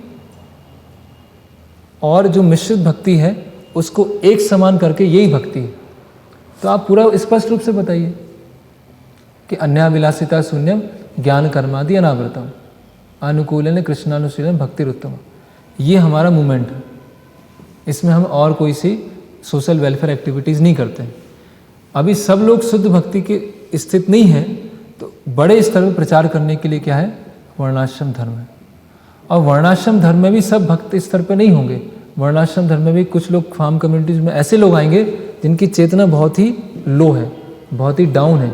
उनके लिए हम ये बोलेंगे कि हाँ, गृहस्थ भक्तों को उनको ही प्रसाद देना चाहिए, पालतू जानवरों को रख रखाव करना चाहिए, उनको हम बताएंगे। तो जो भक्ति का यह पूरी एक समुदाय का बहुत ही जो गौण रूप है, अगर उस रूप को अगर मुख्य के रूप में दिखाया जाएगा तो समस्या हो जाएगी। यस, वो वर्णाश्रम का एक बहुत दूर वाला एक भाग है कि उसमें हमें इस तरह से बांटना होता है, खाना बांटना होता है। लेकिन अभी पूरी संस्था उसी को मिलकर, जो ब्रह्मचारी हैं वो सब मिलकर उसको बना रहे हैं, उसको हम बांट रहे हैं, उसी तरह से उसको पूरा प्रस्तुत किया जा रहा है। तो फिर कैसे वो भाग हुआ? फिर तो वैसे ही हो गया कि पूरा हम दिखा रहे हैं कि इस्कॉन मूवमेंट का पूरा भाग है विवाह यज्ञ कराना। जो भी व्यक्ति है सब आए और विवाह यज्ञ करेंगे। वो एक वर्णाश्रम का एक छोटा सा भाग है कि विवाह यज्ञ होता है। अभी विवाह यज्ञ के नाम पे ही पूरा इस्कॉन को प्रमोट किया जा रहा है। आप आइए, जो भी युवा है युवती हैं, हम उनका यज्ञ कराएंगे, विवाह यज्ञ करेंगे, और वो इस्कॉन का भाग है। तो वो तो एक छोटा सा एलिमेंट है वर्णाश्रम का, इस तरह से।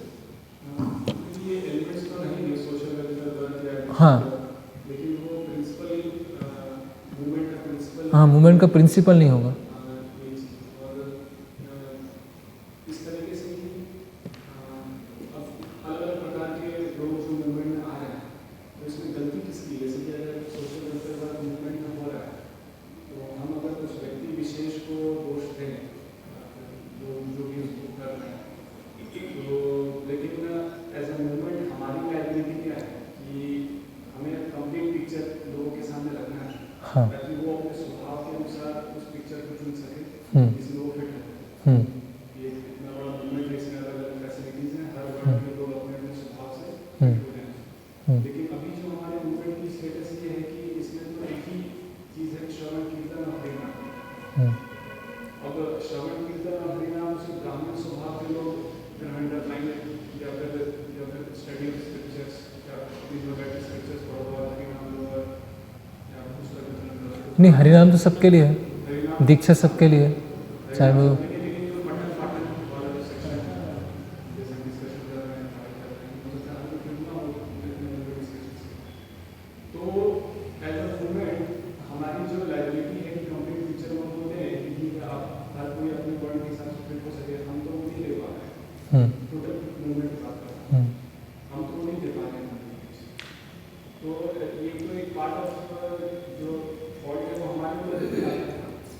हाँ, वो तो है।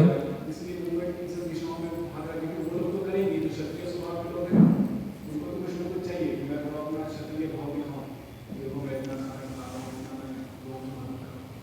उस क्षत्रिय भाव को अगर हम डायरेक्ट नहीं करेंगे वर्णाश्रम के माध्यम से, तो वो तो ऐसा हॉस्पिटल किचन में पार्ट ऑफ द रिस्पॉन्सिबिलिटी तो मूवमेंट के ऊपर भी आता है।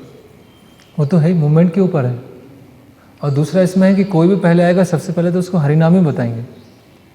हरिनाम से वो धीरे धीरे शुद्ध हो, फिर वो दीक्षा किस स्तर पर है, हरिनाम दीक्षा किस स्तर पर है, फिर उसका स्वभाव है, स्वभाव के अनुसार वो एंगेज हो। क्योंकि अगर प्रारंभ से भी अगर हम स्वभाव के बारे में बताएंगे तो वो एक तरह से वो कर्म के स्तर पर होगा। उसको हमें पहले भक्ति के स्तर पर लाना है, और भक्ति करने के लिए आप अपने स्वभाव के अनुसार जो शास्त्रों में दिया है उस तरह से आप एंगेज हो। जैसे प्रभुपाद जी ने कहा ना, पहले होली नेम, फिर दीक्षा, फिर टेम्पल और फिर वर्णाश्रम। तो ये मूवमेंट भी है, और एक किसी व्यक्ति की प्रगति का भी वो है कि पहले हरिनाम लेगा, फिर दीक्षा लेगा, सेवा करेगा, और फिर वो स्वभाव के अनुसार उसको एंगेज किया जाएगा। इस मूवमेंट की लायबिलिटी है। इसमें डोनेशन के जो समाज कल्याणकारी कार्य है, वो एक तरह से राजा है उस पोजीशन पे है, उनका कार्य हमारा एक ब्राह्मणिकल मूवमेंट का। हाँ, वो भी है। जैसे सरकार है, मतलब अभी तो सेक्युलर गवर्नमेंट है, वैसे अगर राजा है तो राजा देखेगा कि समाज में कितने लोग पीड़ित हैं, कितने लोग बीमार हैं, कितने दुखी हैं, कि गरीब हैं। तो वो जो टैक्स कलेक्ट कर रहा है, तो टैक्स कलेक्ट करके उसका कुछ भाग इन सब समाज कल्याण में वो लगाएगा। लेकिन जो ब्राह्मणिकल मूवमेंट है वो नहीं करेगा। फिर वर्णाश्रम में जो वहाँ क्षत्रिय होंगे वो इस तरह से वो कार्य करेंगे।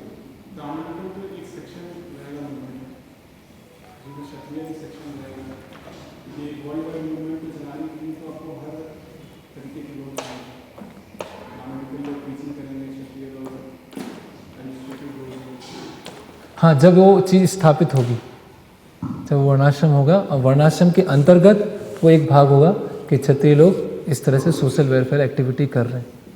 और लेकिन ये तो दैवी वर्णाश्रम है, तो वो सारी एक्टिविटीज़ कैसे होंगी जिससे व्यक्ति वो शुद्ध भक्ति की तरफ में आए।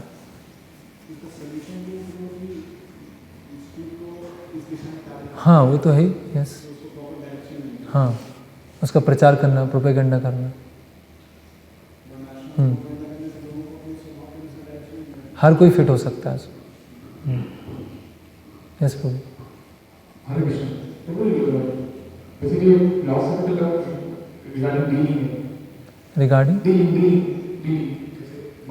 डीलिंग व्यवहार। हाँ, कोई अगर कोई बाहर से व्यक्ति आता है, एकदम नया है, तो जस्ट नाम कर रहा हो, लेकिन वो कई मंदिरों में कई चीज देख के आता है जो उसकी आकर्षक, जैसे कि अक्षर पात्र वगैरह, तो उसको वो स्टार्ट में सही क्या करे, वो बताना चाहिए कि फिलॉसफी बताना चाहिए कि जस्ट टैलेंट एंड वो कैसा कीजिए कि तरह से।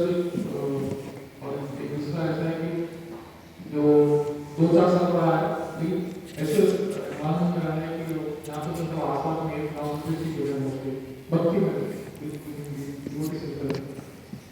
और कोई जो दीक्षित है, एक एक करके लेते हैं फिर सब। हाँ, एकदम है 2-4 साल में जो दीक्षित है, कोई ना कोई इसी इन्वायरमेंट में लेके आए जो हमारे संपर्क में आते हैं, जो शुद्ध भक्ति संपर्क में आते हैं, जो शुद्ध भक्ति का प्रचार करना चाहते हैं, तो उस समय हमको मतलब कैसे डील करना है कि ठीक है कि उनको शुद्ध भक्ति का प्रचार हो। इन्हें तो हम नेगेटिव में बात करना शुरू करते हैं तो उसको भी एंटरटेन करता है, सब नाम भी ऊपर नीचे, तो उसको उस समय कैसे हैंडल करना है? व्यक्ति, ये तो थोड़ा प्रैक्टिकल प्रश्न है, वो व्यक्ति क्या समझ है, क्या लेके आया है, उसकी मानसिकता क्या, उस पर डिपेंड करेगा। इन जनरल प्रिंसिपल तो यही है, कोई भी नया व्यक्ति मंदिर में आ रहा है तो उसको हम हरिनाम के बारे में बताएंगे। आप प्रभुपाद जी की बुक्स पढ़िए, इस्कॉन मूवमेंट किस पे आधारित है, भगवद गीता भागवतम पे आधारित है, ये सब बताएंगे।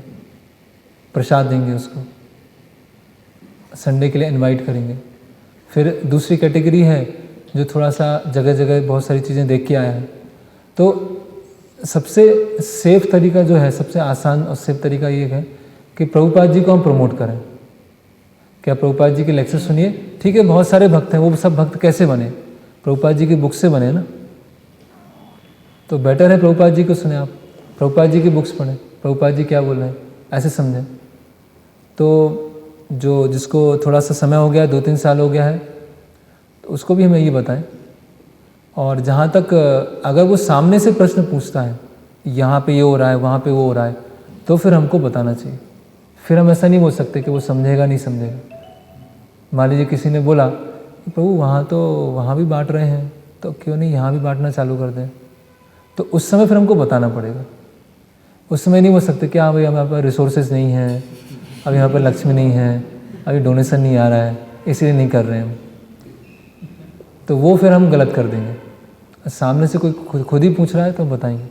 अदरवाइज़ अच्छा प्रभुपाद जी ने इसके ऊपर क्या इंस्ट्रक्शन दिया, उस समय भी SSR में ये लेटर लिखा हुआ है, उस समय वहाँ पे बाढ़ आई थी, वहाँ पे भी अकाल हुआ था, तब क्या किया था भक्तों ने, वो देखते हैं।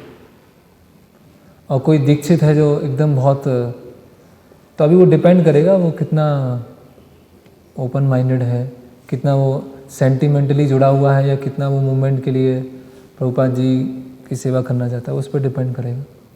कभी कभी हम ऑफेंड भी हो जाते हैं, क्या करें अभी। लेकिन हमारा मोटिव ऐसा नहीं हो, बस यही नहीं हो कि बस हम सुपीरियर हैं वो इन्फीरियर है, इस तरह की भावना ना आ जाए। हम उसको स्पष्ट करने का प्रयास कर रहे हैं, उसमें कोई अगर अपने आप को ऑफेंडेड समझ रहा है तो अभी क्या कर सकते हैं, उसमें हमारा दोष नहीं है।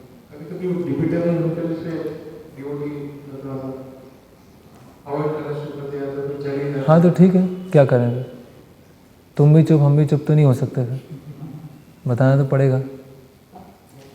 कोई सामने से मंदिर में आके बोला कि प्रभु जी यहाँ पे भी आप थोड़ा सा एक डिस्पेंसरी चालू कर लीजिए, संडे को बहुत सारे लोग आते हैं, और यहाँ पर एक भक्त ने बोला था कि यहाँ पे आप आके चालू कीजिए, तो उनको नहीं बताएंगे कि अभी तो हमारे को कोई भक्ति नहीं है खड़े होने के लिए बुक टेबल पर, तो वहाँ पे कैसे खड़े हो जाएंगे। तो उनको ये नहीं बताएंगे, उनको बताएंगे कि ये प्रभुपाद जी ने नहीं बोला है, ये प्रमोट नहीं किया, आप बताइए इसमें क्या गलत क्या है। वो बोले ना यूफेमिज्म यूज नहीं करना है, ऐसे घुमाएदार वर्ड यूज नहीं करना, जो है वो बताना है, अगर वो सामने से वो पूछ रहे हो।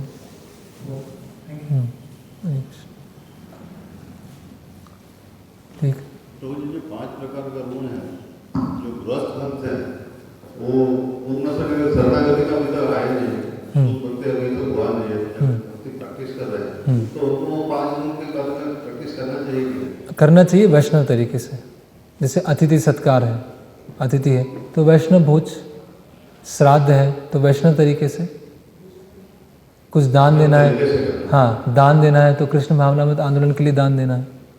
जो भी यज्ञ है, देवी देवता की पूजा करने की आवश्यकता नहीं है, क्योंकि वो तो भगवान को प्रसन्न करने से हो जाते। तो कुछ अंग ऐसे होंगे, इसीलिए गृहस्थ आश्रम मतलब थोड़ा दान देना। जो ये सारे यज्ञ में क्या है, अतिथि सत्कार है या पितृ यज्ञ है या भूत यज्ञ है या देवर्षि यज्ञ है, हर जगह क्या है, थोड़ा त्याग करना, थोड़ा सा देना। तो अभी वही चीज़ हम कृष्ण भावनामृत आंदोलन के लिए देंगे तो 5 तरह के यज्ञ क्या हो जाएंगे, संपन्न हो जाएंगे। वैष्णव तरीके से करें, नहीं तो फिर क्या पुण्य हो जाएगा वो, अब पुण्य भी क्या है, बांधने वाला। हरे कृष्ण। आपने बताया पंचम आश्रम के विषय में, हाँ तो वैदिक संस्कृति में ऐसे कोई भी एग्जाम्पल नहीं होंगे जो पंचम आश्रम, हाँ मतलब ना जो अपना ब्रह्मचारी रह पाया है और ना विवाह ना कर पाया, सपोज मुझे तो पता नहीं ऐसा। हाँ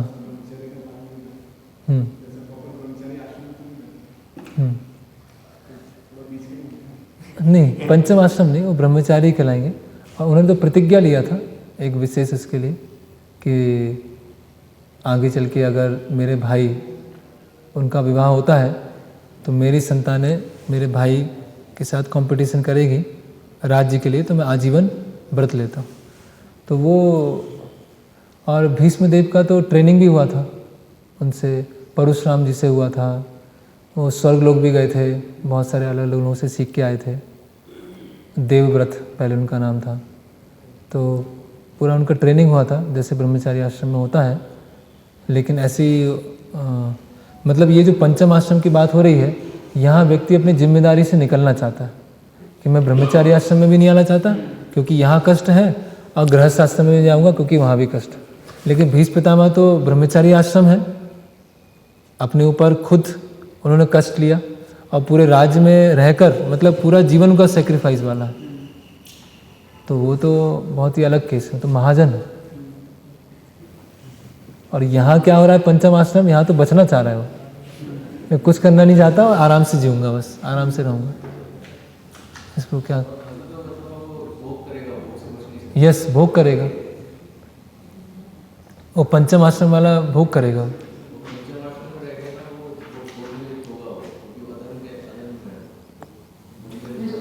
डिवोटी है अभी के समय में, अभी जो आश्रम में क्या उसको भक्तों का संग नहीं है, ना ही उनके अनुसार जो है गृहस्थ जीवन में उसकी इंद्रिया कैसे नियंत्रित होगी, अकेले व्यक्ति ना उसमें लगता है। यस, भक्तों के संग में नहीं है तो वो अनकंट्रोल्ड से अच्छे से रहेंगे। और भीष्म देव, इससे भीष्म व्रत, ऐसा व्रत आज तक किसी ने लिया नहीं कि राज्य पाठ सबके बीच में रहते हुए ब्रह्मचारी व्रत का पालन कर रहे हैं, ऐसा कौन कर पाएगा। बहुत ही एक्स्ट्रा ऑर्डिनरी, असाधारण। इस चीज़ को अलाउ नहीं किया जा सकता। नहीं, अलाउ नहीं किया सकता। ठीक, हरे कृष्ण। श्रील प्रभुपाद की जय। भक्ति रसामृत सिंधु की जय। श्रील रूप गोस्वामी प्रभुपाद की जय। भगवान श्री रामचंद्र की जय।